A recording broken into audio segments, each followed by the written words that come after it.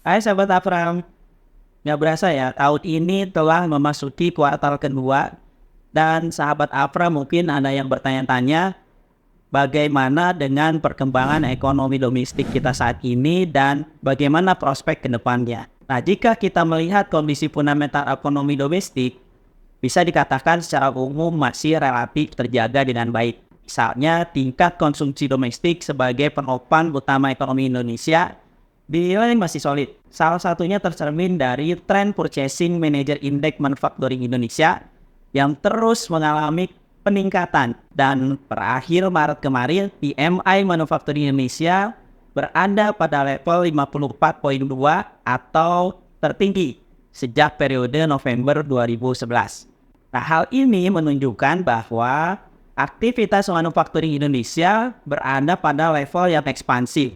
Dan dalam hal ini, pihak produsen cenderung meningkatkan output produksinya seiring dengan kenaikan tingkat permintaan baru, terutama dari pasar domestik.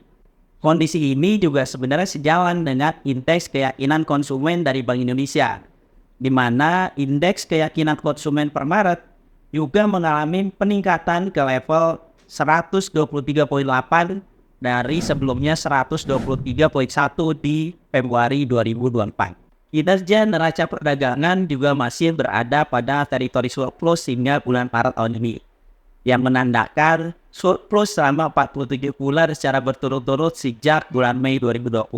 Meskipun dari sisi nominal, akumulasi trade surplus tersebut masih lebih rendah dibandingkan dengan periode yang sama di tahun lalu, seiring dengan moderasi harga komoditas seperti harga batu bara dan harga CPO sebagai komoditas ekspor utama Indonesia.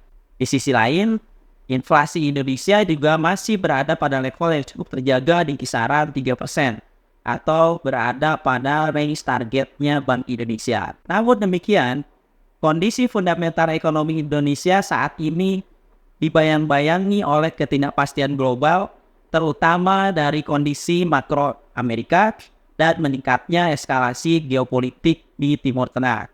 Kedua kondisi tersebut berimbas pada perubahan ekspektasi pasar bahwa Bank Sentral Amerika atau The Fed diperkirakan akan menunda pemangkasan tingkat suku bunganya di semester 1 tahun ini. Padahal sebelumnya prediksi market memperkirakan pemangkasan suku bunga tersebut dapat dilakukan pada Maret. Dampaknya, dalam beberapa waktu terakhir terjadi capital outflow dari emerging countries, termasuk Indonesia menuju safe haven asset. Sehingga kita bisa melihat US dollar mengalami penguatan yang cukup signifikan dan hal ini berdampak pada melemahnya rupiah ke level di atas Rp16.000 per US dollar. Tingkat imbal hasil obligasi pemerintah Indonesia juga mengalami kenaikan seiring dengan foreign outflow tersebut. Tercatat dari awal tahun hingga pertengahan bulan April, arus dana keluar dari foreign investor di pasar obligasi pemerintah Indonesia tercatat sekitar Rp40 triliun. Untuk merespon hal tersebut, Bank Indonesia telah mengambil langkah dengan melakukan penyesuaian tingkat suku bunga acuannya menjadi 6,25% di rapat Dewan Gubernur pada bulan April ini. Ke depan, tentunya perkembangan dinamika global ini akan menjadi arah penentu kondisi fundamental perekonomian Indonesia. Namun, dengan besarnya dukungan konsumsi domestik, Indonesia seharusnya memiliki buffer yang cukup baik untuk memitigasi tantangan eksternal. Terima kasih sudah menonton. Jangan lupa untuk like dan subscribe ya, agar kamu gak ketinggalan informasi menarik lainnya. Sampai jumpa!